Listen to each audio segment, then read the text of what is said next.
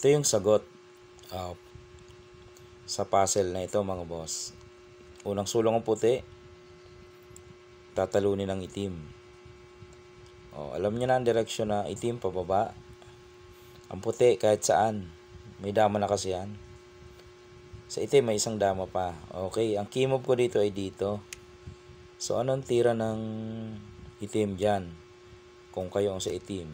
Ang tanong ko nga dyan ay makakatabla ba ang itim o talo? Okay, anahin natin.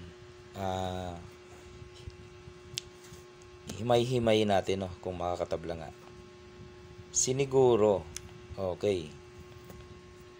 Diyan tayo, siniguro. Okay. Ngayon, ininteres mo agad yung gitna. Di ba? Balik natin sa posisyon nandito. Siniguro. Ininteres mo agad yung gitna. Kasi kakain siya eh. Kasi sa mindset mo, pag nakuha mo yung gitna, tatabla na. Okay, tama naman ang mindset. Punta ka sa gitna, kakain ng puti. Okay, sagad mo ang kain. Yan. Yung isang piyon mo, hindi mo pa pwedeng maipakain. Bakit? Kasi ubusin ka, talo ka. So, ibig sabihin, tatiming ka muna sa itim para maipakain mo to mamaya. Okay, saan ka lalagay? Sa dulo? Dito ba? Pagpalagay na sa dulo ka, ano naman ang gagawin ng puti? Puposition siya dito. Okay. So, yung isang piyon mo, hindi mo pa pwedeng maipakain na naman kasi pag pinakain mo yan, ganito ang mangyayari. Ubos ka na naman ngayon. Tama? So, ngayon, tatiming ka na naman. Pwede kang umalis, pwedeng dito lang, pwedeng doon lang, o kung saan. Pag dito ka lang kasi, alam mo, dito ka lang, yan, hindi ka lumayo, ang gagawin sa'yo, papakain to. Matik, talo ka dyan. Bababa, babantayan ka lang. Pagbaba mo, ilalak. Mabilis ang talo mo. So, nakikita nyo na na pwedeng matalo. So, bawal siya dyan, kasi nga may ganon. Kaya, lalagay niya talaga sa dulo, no? Dulo, lalagay niya. Paano kung hindi niya sinagad sa dulo? Halimbawa ay dito lamang. Mas lalo na, kasi papakain. Iyan ang mangyayari. Yan. Ilagay na nga natin sa dulo para wala ng ilagay sa dulo. Paglagay mo sa dulo, ito ang mangyayari. Ipapakain. Lampas. Papakain. Yan. Then ipapakain ulit yung dama. Ayan ang mangyayari mga boss. Hindi siya makakatawid ngayon. Ayun. Kaya yung nagko-comment na ipakain daw yung piyon para magbalik-balik sa gitna, hindi nga mangyayari eh. 'Di ba? Siniguro. Kinuha yung gitna, kumain. Hindi mo nga maipakain kasi madadalwahan. Kaya ang ginawa, umalis muna doon. Pumesto naman dito. Pag pinakain mo yan, doon babagsak. Kaya hindi pwede yung comment na ipakain yung piyon para balik-balik sa gitna. Hindi nga obra eh. Okay? Yan kinuha yung gitna, kumain. Hindi niya pwede pakain. Madadalawang kasi. Okay? Kanina doon siya lumagay. Paano kung dito? Mas madali, bossing. Papakain mo lang to eh. Pakain mo to. Wala na yan. Di ba? Kaya hindi mo nga maigawang maipakain ng piyon. Kasi nasa timing ang tira ng puti. Sa ibang tira naman ng itim, baka meron pa. Kanina gumitna. Umilag naman ngayon. Paano yan? Dito ka lang. Ang dama, siya lang pwede niya itira. Alam nga naman pakain niya to. Kain dalawa yan. Diba? Dulo. Yan doon. Pwede siya sa dulo. Bawal siya dito eh. Kakainin ng dama. Pwede siya sa dulo. Pag dito kasi siya lumagay, dito, ayan oh. Ubos siya dyan. Pagpunta roon, abangan ka lang dyan eh. Di ba? Oh. Lalak ka. Wala na. Okay. So, sa dulo siya. Yan. Pwesto ka dito. Okay. Uy, pwede nang dumama, no? Pwede na. Pwede naman. Depende sa may hawak ng itim kung yun ang gusto niya. Pag yan ang ginawa niya, gagantuhin lang, oh. Pakain. Kain dalawa. Kain dalawa. Dito siya.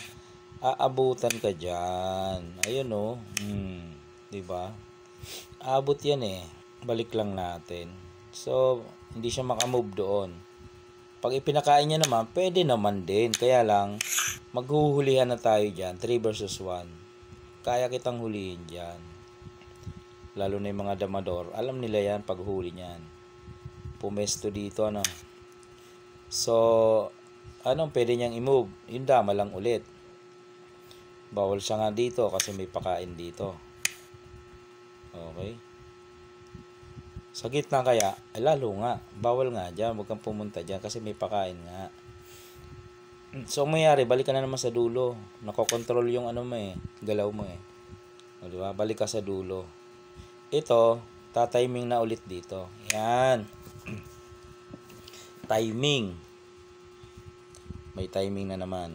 So, ngayon, sabihin ng ano, pwede na pala akong mabante. Kasi wala nang lance eh. Pwede na kaya? Di subukan mo. Yan. Umabante ang piyon. Ito ang gagawin sa'yo. Hindi mo nakita, meron pa ulit. Yan o, meron pa. Kaya niya ng dalawa. Dito ka, dito siya. Dito ka, ilalak ka. Di ba?